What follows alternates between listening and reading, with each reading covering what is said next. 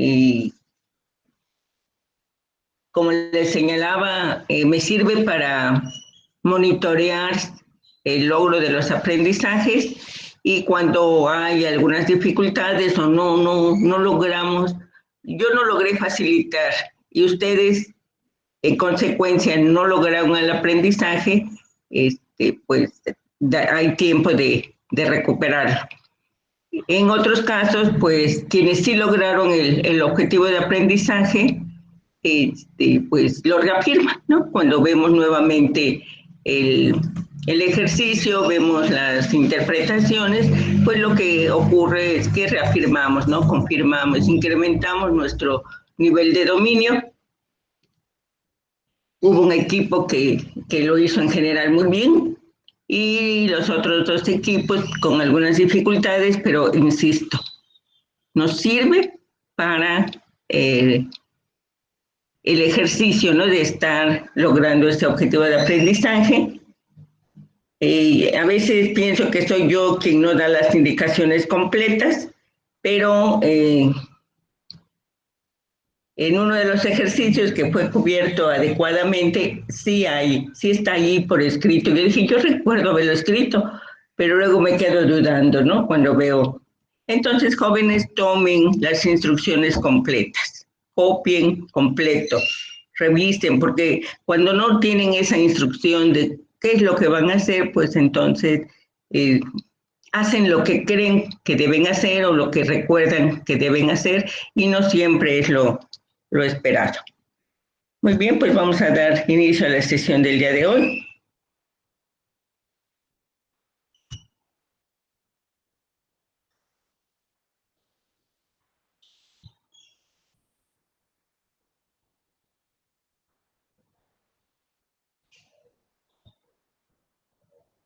Que continúa siendo muestreo, hoy espero que sea la última sesión para que ya pasemos a otro tema.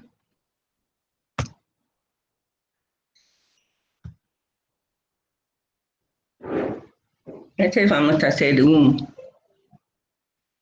recordatorio, no tanto como recordatorio, no vamos a volver a ver lo que ya habíamos señalado, sino que vamos a hacer algunos ejercicios para que ustedes apliquen este aprendizaje o esos elementos cognitivos que ya habíamos señalado con anterioridad.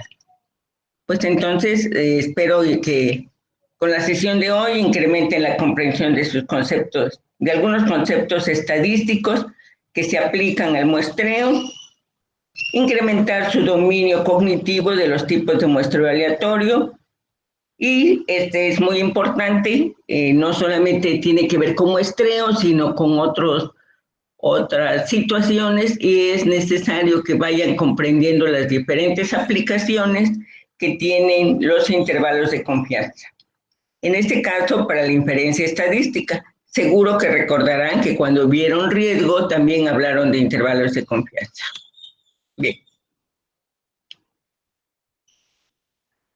Entonces, les voy a mostrar algunas figuras, hay indicaciones al calce y espero que ustedes me den respuestas a las preguntas que están allí anotadas.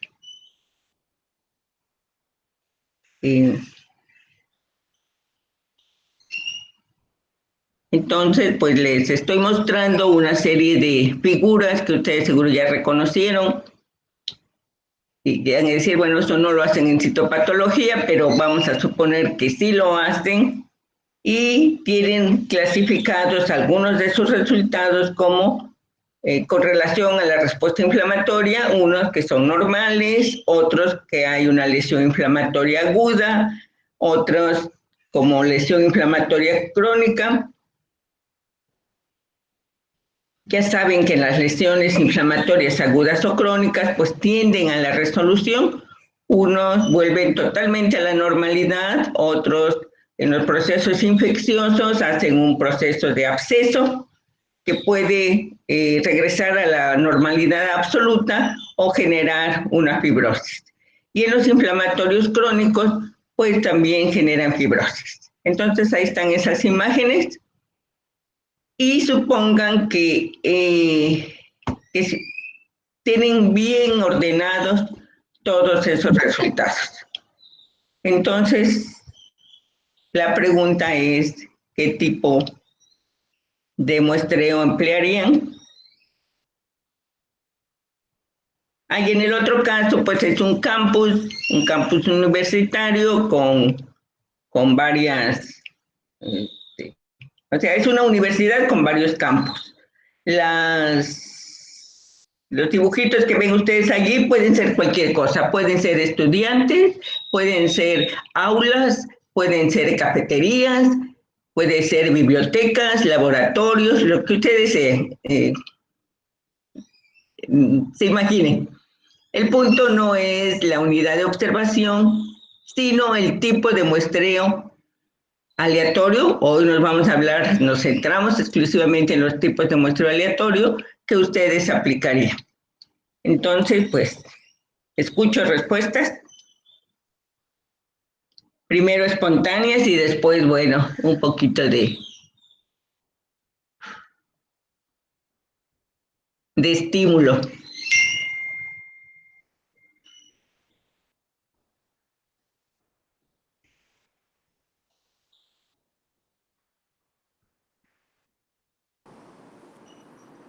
Pues se podría utilizar el de conglomerados en ¿En racimos, dónde, Moisés?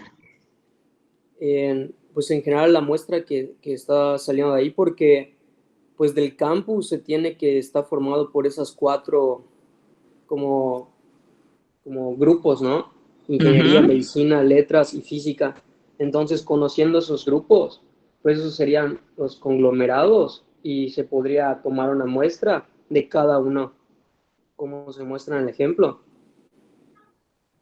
Muy bien. Entonces, ¿tú piensas que podría ser un muestreo aleatorio por conglomerados, ¿de acuerdo? Para el ejercicio, para la imagen de la universidad.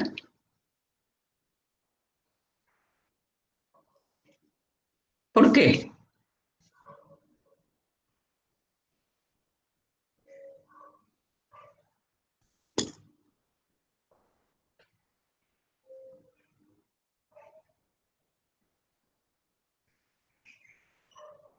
¿Qué características tienen los conglomerados que te permiten hacer esa selección o proponer esa solución?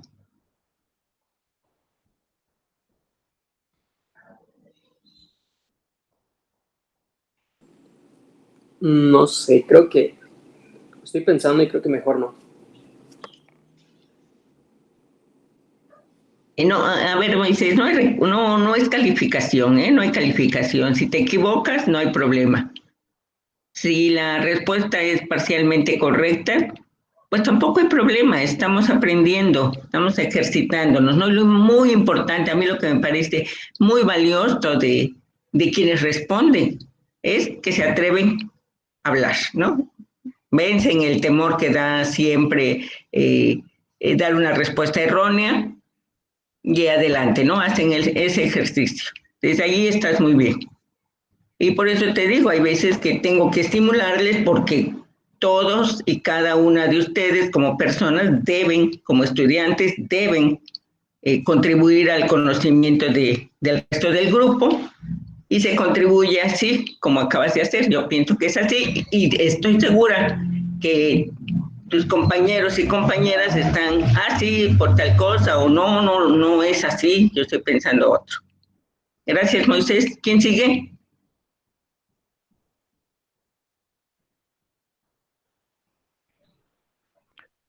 En el de citopatología puede ser aleatorio y estratificado, porque podemos agrupar según el grado de lesión. Puedes distinguir, sí, un aleatorio estratificado.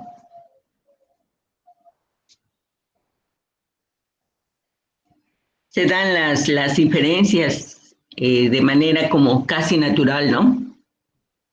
Uno es la reacción inflamatoria aguda, es diferente de la inflamatoria crónica. Y dentro de las, no importa que sean miocardio, que sea músculo, que sea articulación, que sea piel, el proceso es similar, ¿no? O sea, son similares entre sí, pero diferentes entre grupos. Muy bien, vamos a seguir teniendo, David, más oportunidades para...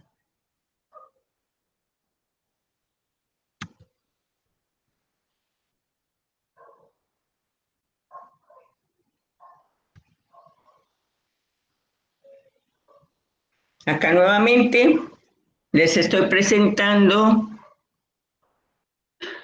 la República Mexicana, una donde ustedes pueden distinguir la cantidad de homicidios por entidad federativa, y en el otro, pues es la morbilidad por diabetes mellitus, también por entidad federativa. Recuerden, entidad federativa son estados, cada uno de los estados que integran nuestra República Mexicana. Y ahí están, ustedes pueden distinguir los colores que aplican para cada clasificación.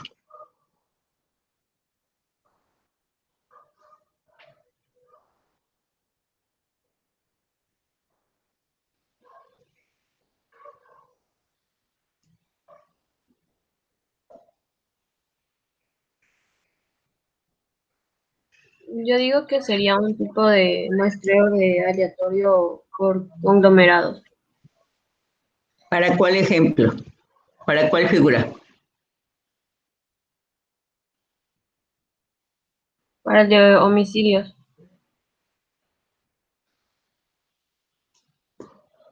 Bien, bien, Frida, conglomerados.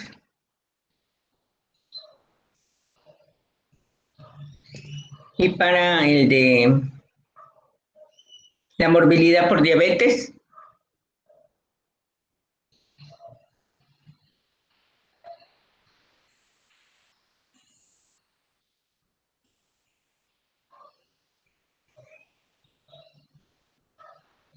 Atala, ¿qué dices? ¿Qué muestreo aplicarías para la morbilidad por diabetes? Pues sí,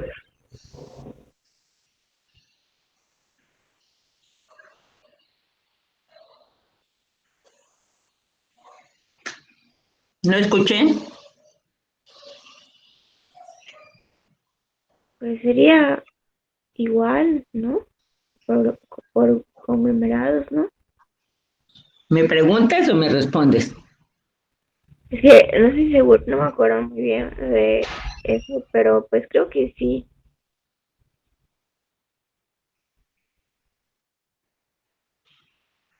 Por conglomerados, dices tú. ¿Por qué? ¿Por qué no utilizar un aleatorio simple o un aleatorio estratificado?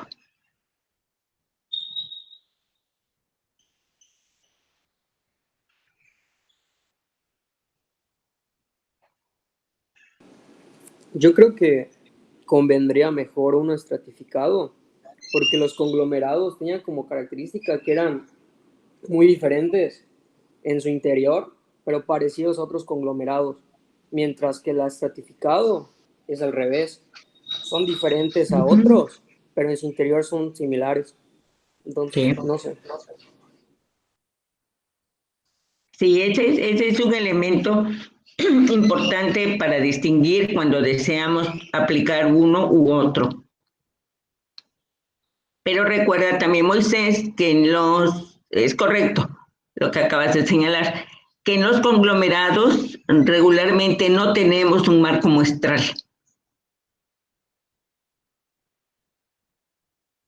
Esa es, a lo mejor, bueno, pues no es el mejor, pero como no tengo marco muestral, voy con el conglomerado. Así tengo marco muestral. Entonces, prefiero el estratificado, además de las características que acabas de señalar. Y el muestreo aleatorio simple, pues imagínense ustedes cómo andaríamos de Yucatán a Baja California, y de Baja California a Tamaulipas, y de Tamaulipas a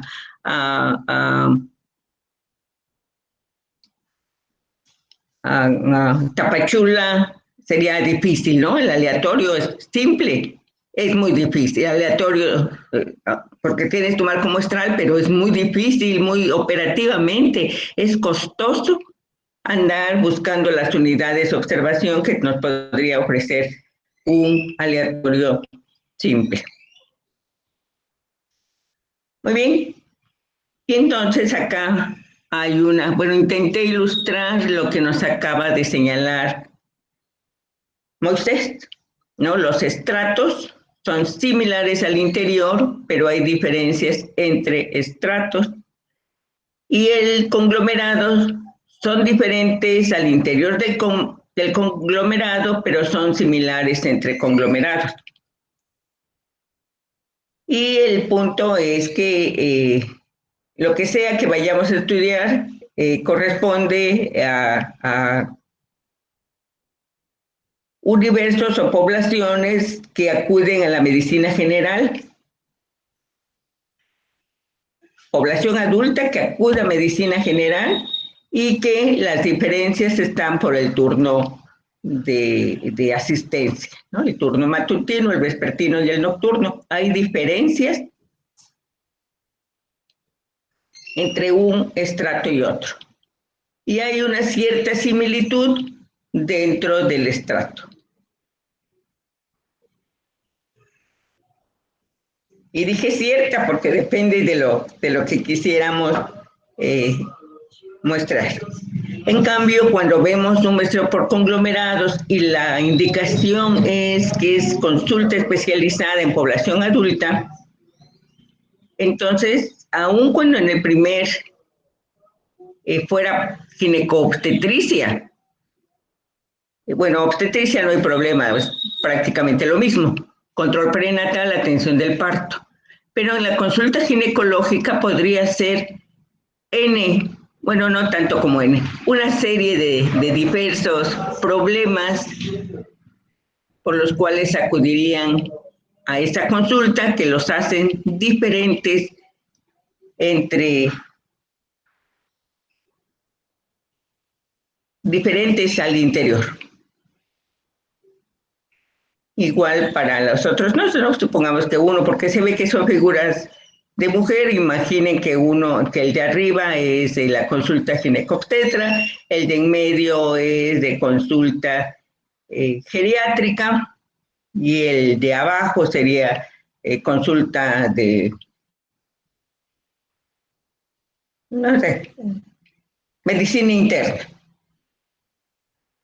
Entonces, pues todas las personas que van a consultar por medicina interna, pues tienen un espectro de padecimientos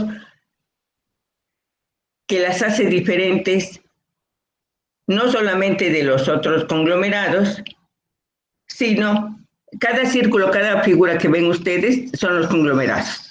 A diferencia del otro, en donde la fila es un estrato y otro. Entonces, espero que ya vaya quedando más claro las diferencias entre los el muestreo, las diferencias que tienen las poblaciones que nos permiten elegir entre un muestreo aleatorio estratificado, un muestreo aleatorio simple o un muestreo aleatorio por conglomerados. Otra más.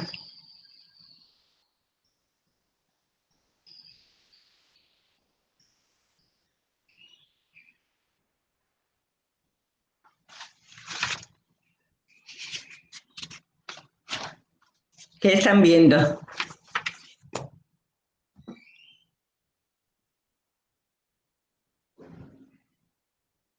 Uno tiene nombre porque quizás no podrían, ahí están las categorías, pero son los municipios, y no solo, sí, los municipios según nivel de violencia y de migración, no los estados, no las entidades federativas, sino los municipios dentro de las entidades federativas. Y en el otro que tengo, en el otro,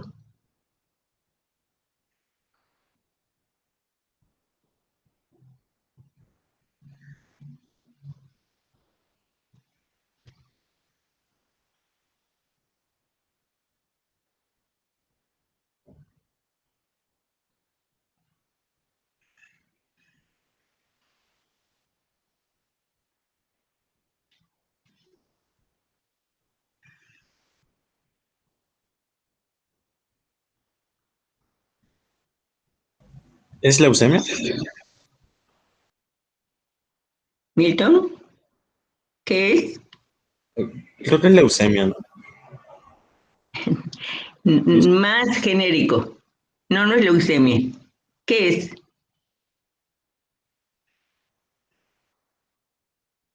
¿Qué es más genérico? No, no estamos haciendo diagnóstico de enfermedad. Es un resultado de laboratorio. Sí. Y O sea, entiendo que es un frotis, ¿no? Son diferentes es un cosas. prótesis, sí. Una citología hemática. Muy bien. Un prótesis. ¿Y qué distingue? Puros leucocitos de diferente tipo. Ajá, muy bien. ¿Y cuáles son los tipos? Y no puros leucocitos. Lo que está hasta abajo no son leucos, Milton. Son glóbulos rojos abajo. Ajá. Bueno. ¿Y qué hay? ¿Cuál es esa diferencial?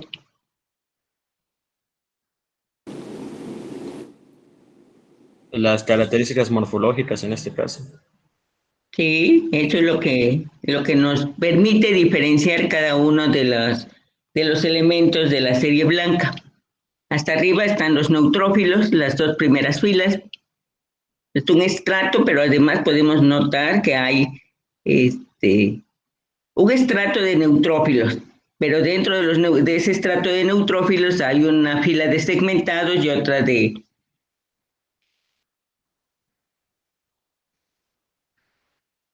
A ver, déjenme ver, que ya ni me acuerdo que les puse.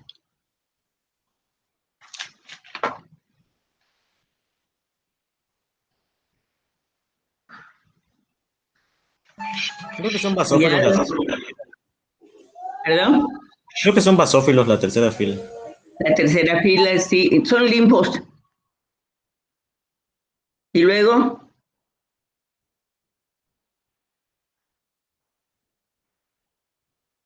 Eso ya serían linfocitos. Solo, limpos, sí, solo tienen dos tenemos, glóbulos. sí, monocitos, eosinófilos, basófilos, los últimos de hasta abajo, y los últimos, pues son glóbulos rojos. Entonces, vean ustedes, si pudieran estar en estratos, pues podríamos hacer, vean ustedes, hay similitudes. Los de la segunda fila son callados. Entonces, según las similitudes que hay dentro de cada estrato y las diferencias que hay entre un estrato y otro. Y luego para el de los municipios,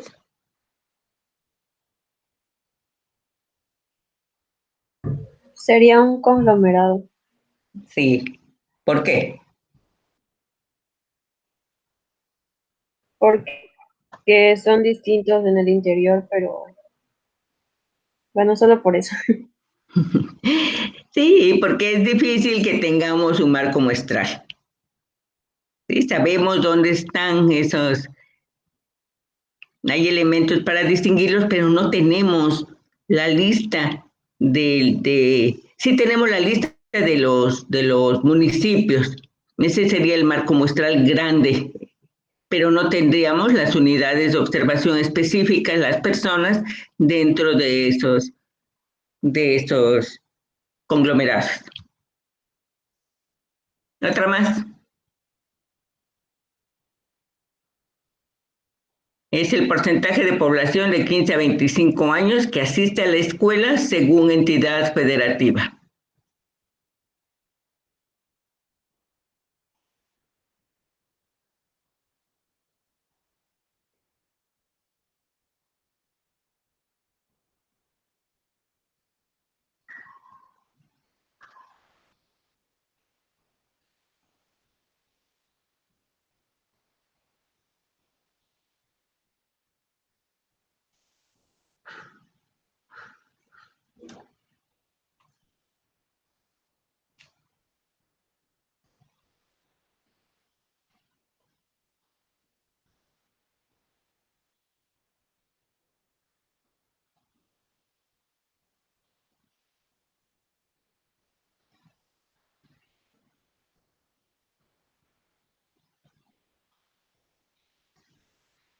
¿Qué son, estratos o conglomerados?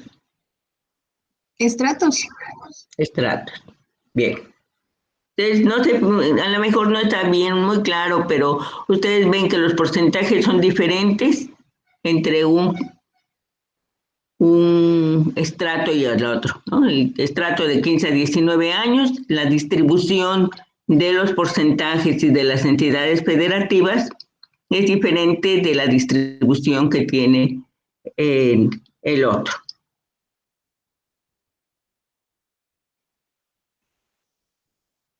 Muy bien, y el ejercicio final, el cuerpo humano.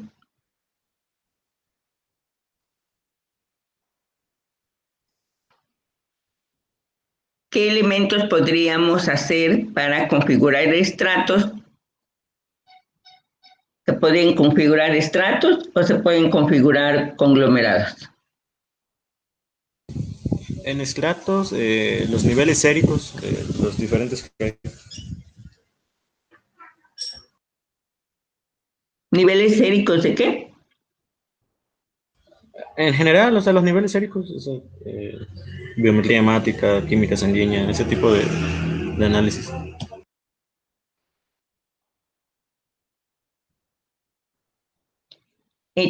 Sí, trata de utilizar las imágenes que estoy poniendo para que podamos, eh, para que sea más aplicativo, porque cuesta trabajo imaginarse los niveles séricos, no están allí. Con esas figuras que les estoy poniendo, eh, ¿qué serían? ¿Dónde hay estratos? ¿Dónde hay conglomerados?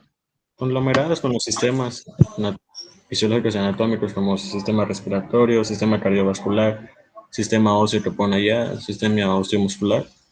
Creo que Ujú. serían conglomerados esos aspectos, diferentes órganos. Sí,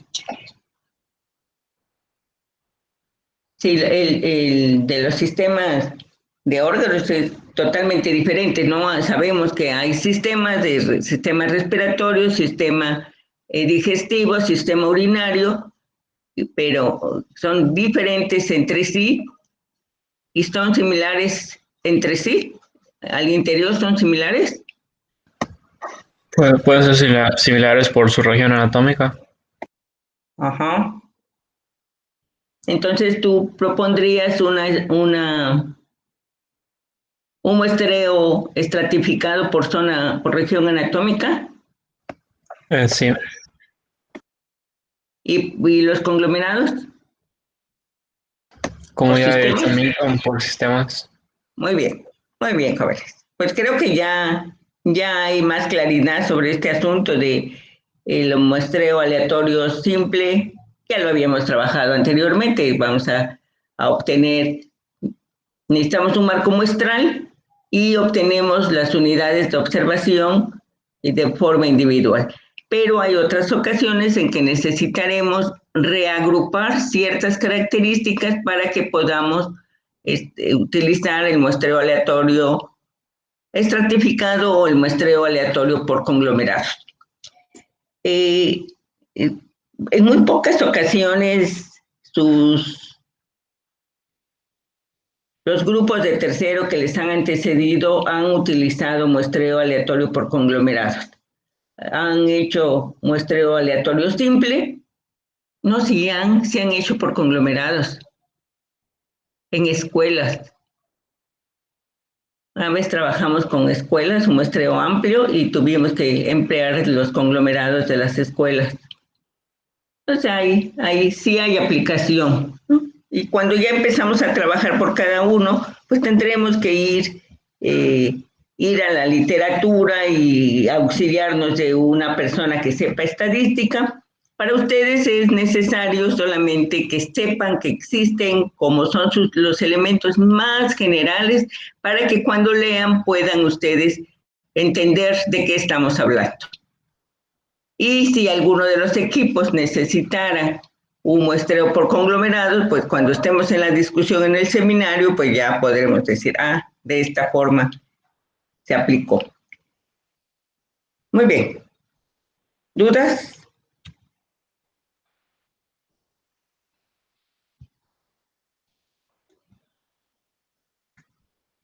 Si no hay dudas, hacemos un recordatorio, como les señalaba, de los conceptos fundamentales para el muestreo. ¿Quién me apoya con la lectura?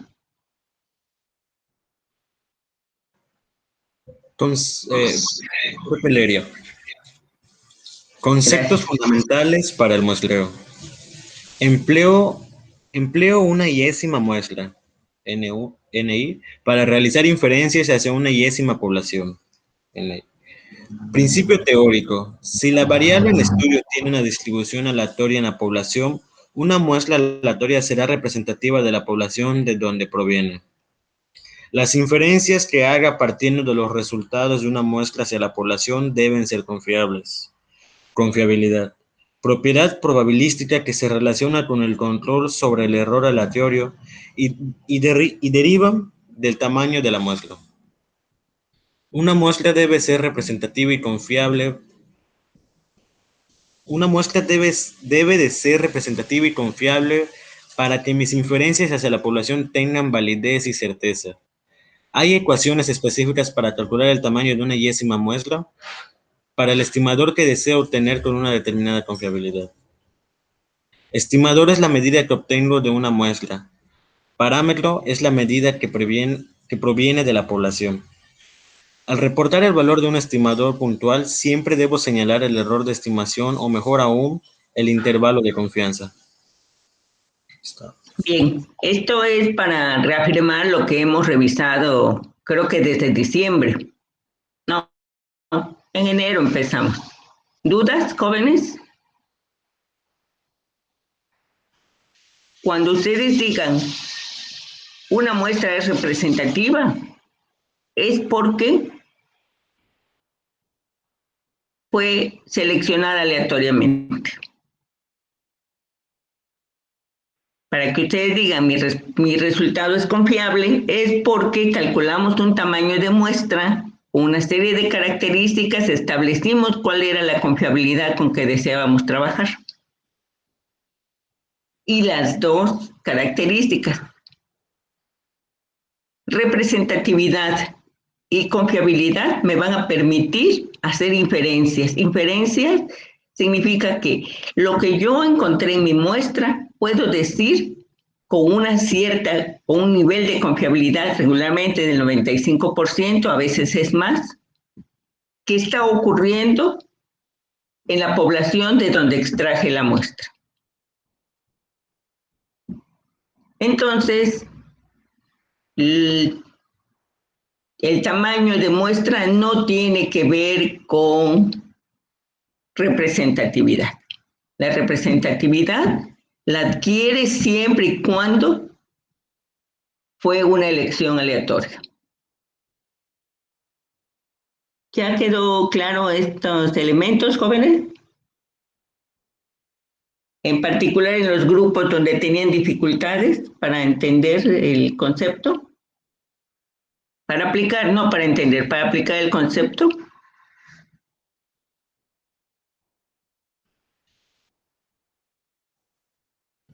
Sí, doctora. Muy bien. Pasamos a la siguiente. ¿Quién nos apoya? ¿Quién me apoya?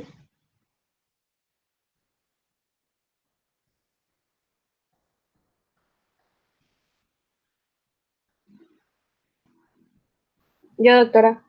El intervalo de confianza corresponde al recorrido de valores que genera el estimador puntual y el error de estimación correspondiente.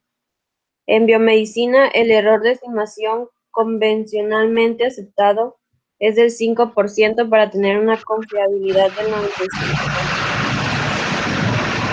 El error de estimación debe calcularse siempre que empleemos una muestra aún no aleatoria o bien reportar el intervalo de confianza al 95%.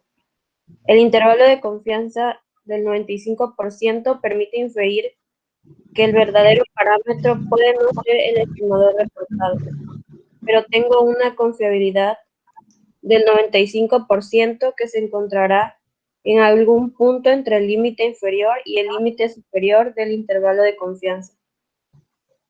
Gracias, Frida. Bueno, en la figura que puse, estoy tratando de dibujar, de ilustrar un intervalo de confianza. Un intervalo de confianza, como acaba de escuchar, habíamos dicho, el intervalo de confianza se construye con el estimador puntual más menos el error de estimación. Y hicieron ejercicios suficientes para calcular el error de estimación, que para la proporción, el estimador puntual, proporción o prevalencia, es 2 veces, perdón, es Z.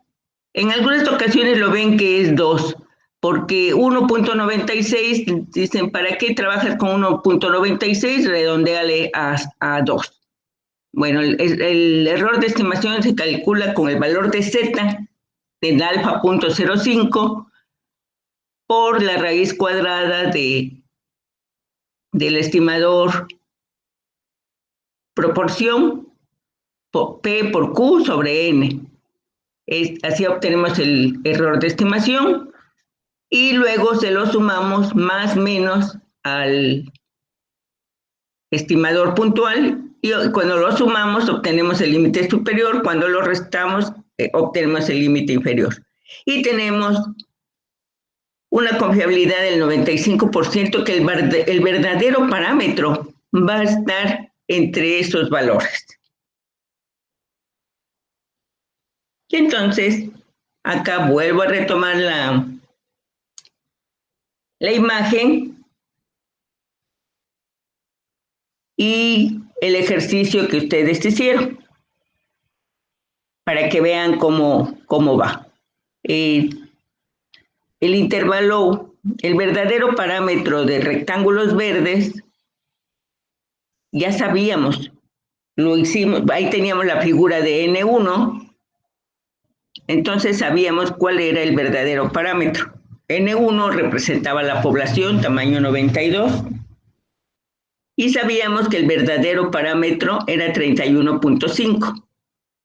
Obtuvimos una muestra de 32 elementos, la primera muestra, y encontraron que el estimador fue del 25%. Ese estimador del 25%, el error de estimación fue de 14.8. Entonces a 25% le sumaron 14.8 y obtuvieron el límite superior, que es 39.8. Al valor, al estimador puntual, 25%, le restaron 14.8 y les dio 10.2, que es el rectángulo verde que está hacia abajo. Entonces, entre 10.2 y 39.8 iba a estar el verdadero parámetro. Y ustedes vieron que aquí confirmamos que sí está, ¿no? Ahí está el 31.5. Y como ese, así pueden ustedes ilustrar los otros valores de los otros rectángulos, donde empezaron a haber problemas, que espero hayan notado. ¿Qué es esto? Es que, por ejemplo, en esta figura, en esta característica que era la nube, pues el verdadero parámetro era 6.5%, pero cuando hacen el tamaño de muestra, obtienen una muestra aleatoria, encuentran que el estimador puntual fue de 9.37. Calculan el error de estimación y es un error bien grande, que lo suman de 10 y punto, no tan grande, de 10 y cacho, de 10.2, si no me equivoco. Y bueno, establecen el límite superior en 19, pero cuando lo restan, obtienen un valor negativo. Creo que lo que no habíamos dicho con anterioridad es que en los intervalos de confianza pueden estar a partir de 0,1 o de 0, y de extenderse hasta el infinito. El infinito es decir, ser muy grandes, ¿no?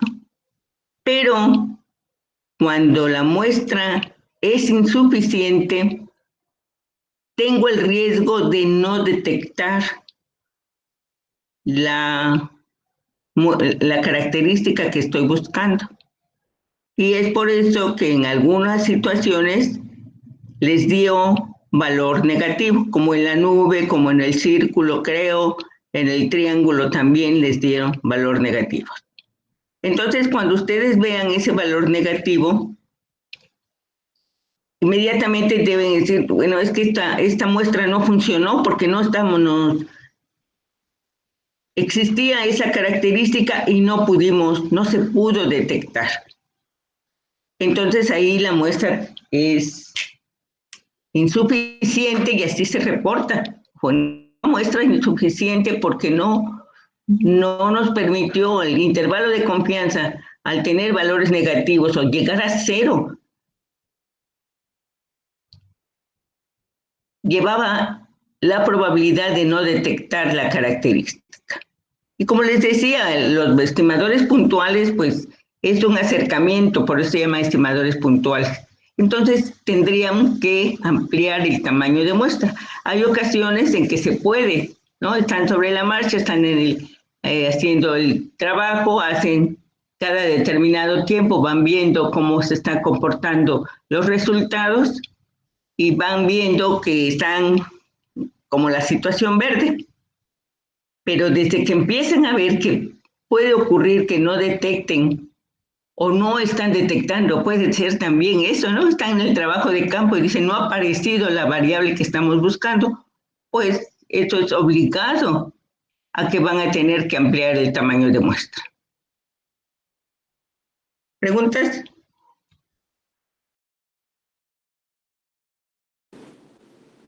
Doctora, ¿el verdadero parámetro de dónde se sacaba? Para nuestro ejercicio lo obtuvimos ahorita te voy a mostrar, de una N1. ¿Se acuerdan que la primera figura que presentamos?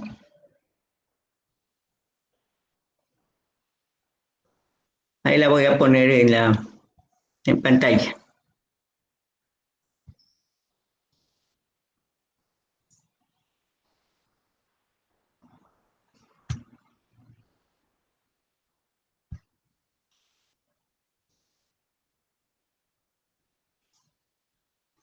Aquí la observación fue que ratificaran si efectivamente eran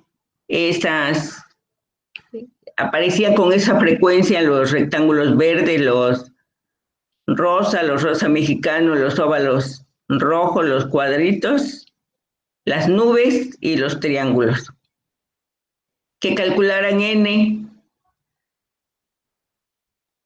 y que obtuvieran, ese era el primer ejercicio, que obtuvieran los estimadores, no, que obtuvieran los parámetros, porque, vuelvo a insistir, aquí N1 es la población total.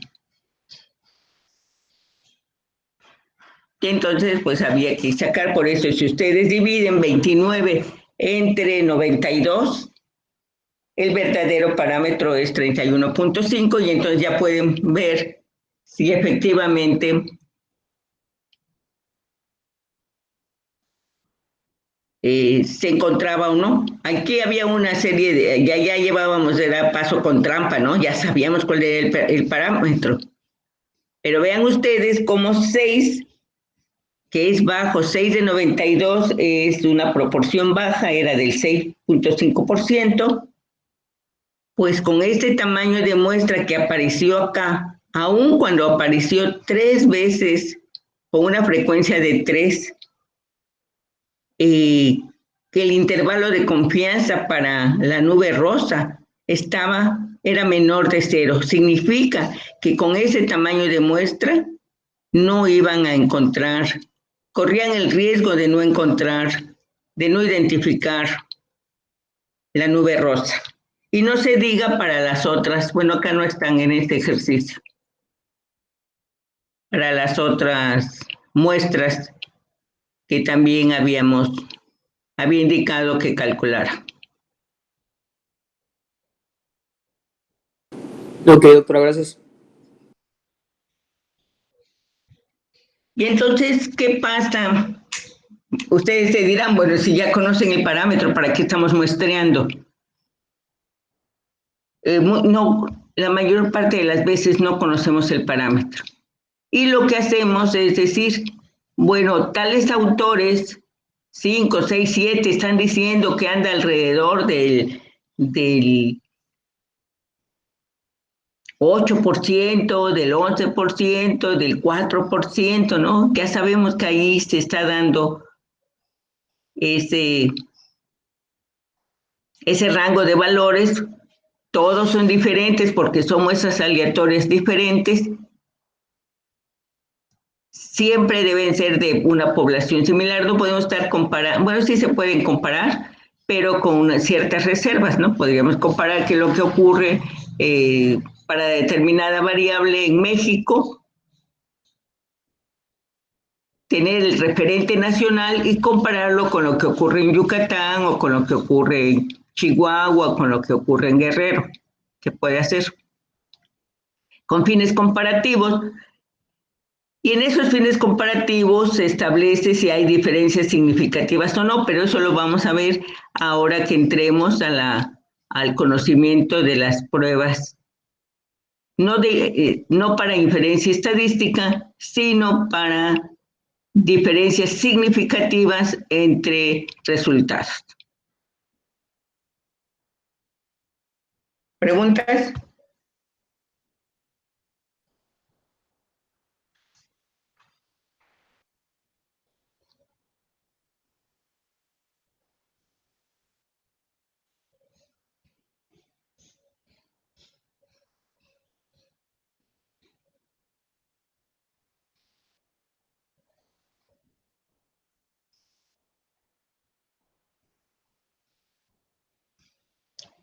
Entonces, para todos los equipos de trabajo, voy a dejar la siguiente hora para que rehagan lo que habían hecho de que no les funcionó muy bien, o bien completen lo que no habían hecho. Comparen, por ejemplo, la muestra 1 contra la muestra 2 y la muestra 3 y vean, hagan los intervalos de confianza y compárenlos. Verán que muchos comparten recorridos y a lo mejor hay algunos que no. Y entonces yo esperaba trabajar con esos resultados, pero pues nadie me ofreció el material. Entonces les voy a pedir que ahorita se organicen, utilicen la siguiente hora para trabajar. Les recuerdo también que es necesario que avancen en los protocolos. La revisión, estamos a mitad de febrero y se va, jóvenes, ustedes lo saben, se nos va el tiempo como agua en las manos. Y es necesario pues que aprendan, ¿no? Tenemos tiempo, no estamos forzados de que ya debemos terminar el protocolo porque tenemos que hacer el trabajo de campo. No se va a dar eso, entonces que hagamos un protocolo muy estricto, rigurosamente, metodológicamente, muy bien elaborado para que ustedes pues avancen en ese dominio de cómo diseñar un protocolo de investigación. Yo espero sus resultados para iniciar la próxima sesión con los intervalos, mostrarles los intervalos cómo se dieron, encontrar cuál muestra nos dio el intervalo el mayor error de estimación. Entre más pequeñas son las muestras, mayores son los errores de estimación, a menos que la variable sea tan homogénea que seguramente va a aparecer. ¿Preguntas?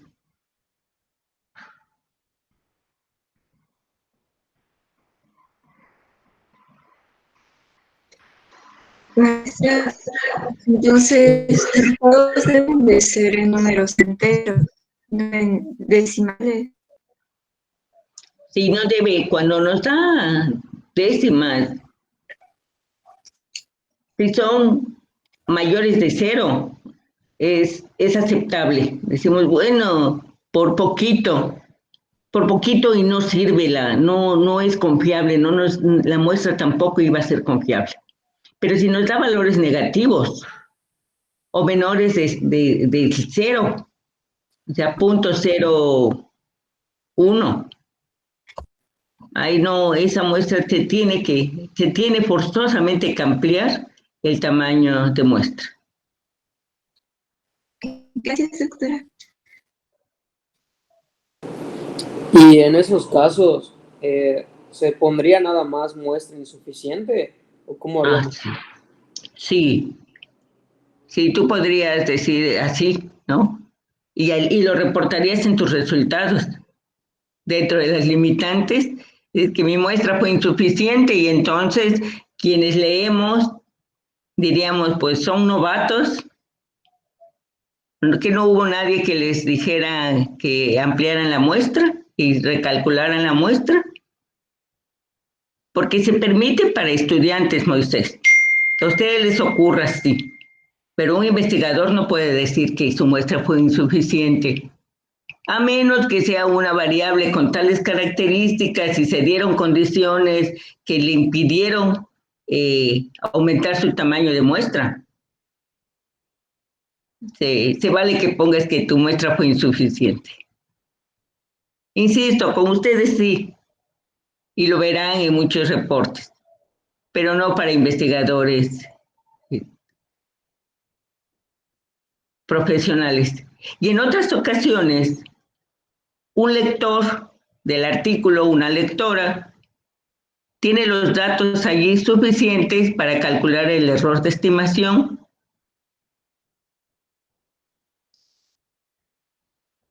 Tan solo con que den pues van a darte el valor puntual y que sepas cuál fue el tamaño de muestra. Tú puedes calcular el error de estimación de ese estudio, que muchas veces no lo reportan. Y una vez que calcules el error de estimación, puedes graficar, puedes obtener los intervalos de confianza y si encuentras que el valor fue negativo o fueron menor del 0 o 0, tú puedes decir, esta muestra fue insuficiente y hacer una carta al editor diciéndole que cómo presentan estos resultados cuando tú sabes que no son confiables porque la muestra fue insuficiente. O sea, para eso nos sirve, ¿no? Para entender bien la literatura. Tú te encuentras un artículo en donde te están recomendando que sí puedes utilizar determinada técnica o determinado medicamento y resulta que la muestra fue insuficiente, pues no aceptas ese artículo. Es porque llevas el riesgo de que no obtengas el resultado que te están prometiendo. Para eso es uno de los tantos usos de calcular el error de estimación y de construir los intervalos de confianza.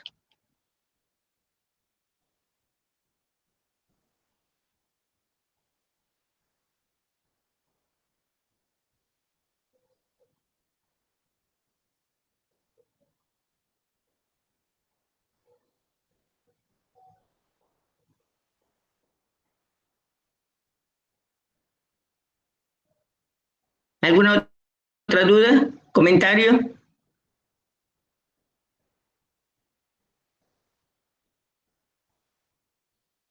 Si no hay dudas ni comentarios, entonces ya aprovechen este resto de hora, ya no queda la hora completa, nos quedan 54 minutos para que completen el ejercicio.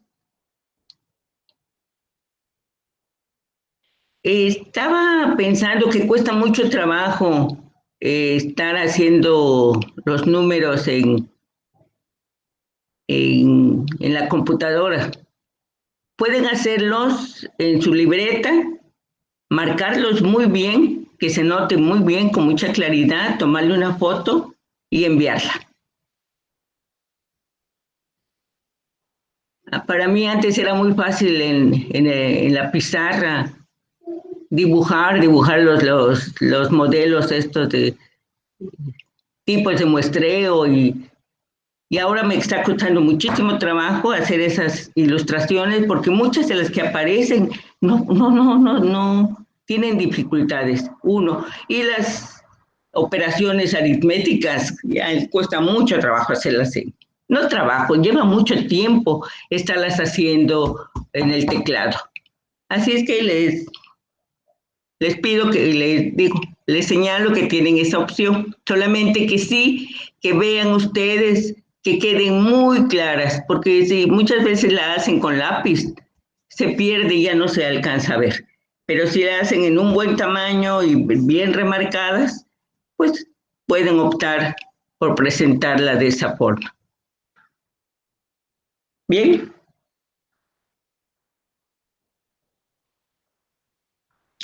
La próxima sesión espero ya que hayan hecho algunos adelantos en el protocolo, como avances en la revisión.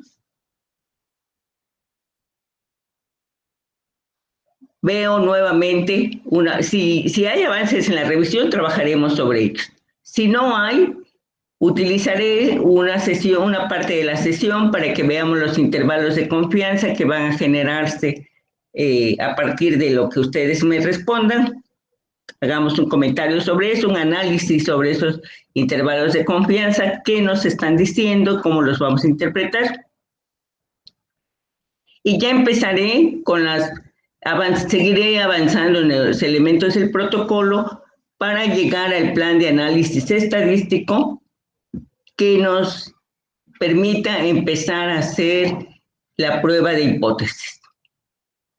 Ahorita con el tamaño de muestra, con el cálculo, con la definición del universo, el cálculo del tamaño de muestra, el establecimiento de la confiabilidad y el análisis de algunos resultados que nos permiten hacer inferencias, pues ya avanzamos a la segunda etapa del plan de análisis estadístico, que es el análisis inferencial. Y la tercera etapa corresponde al contraste de hipótesis, donde utilizaremos esas pruebas estadísticas de la familia de la G cuadrada que están ahí anotadas en su programa. Muy bien, jóvenes, pues nos vemos. Si no hay preguntas, comentarios, nos vemos el próximo martes. A menos que sea inhábil. Y entonces nos veríamos el miércoles. El miércoles quedamos que iban a reponer la sesión, Milton.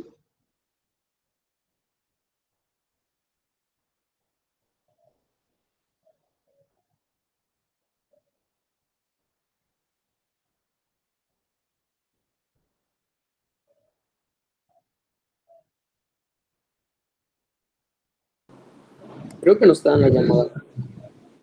Ya. Bueno, como dices tú, contéstame. Sí, el miércoles quedamos a las 9 a.m. Bien, el próximo miércoles, si es que el próximo miércoles van a reponer la sesión de este martes pasado. Entonces, la próxima semana, si no nos vemos martes, que es martes de carnaval, nos veríamos miércoles reponiendo la sesión. Bien, jóvenes, bueno, pues nos vemos la próxima semana. De acuerdo, doctora. Gracias. Claro, doctora. Hasta luego. Hasta luego, doctora. No.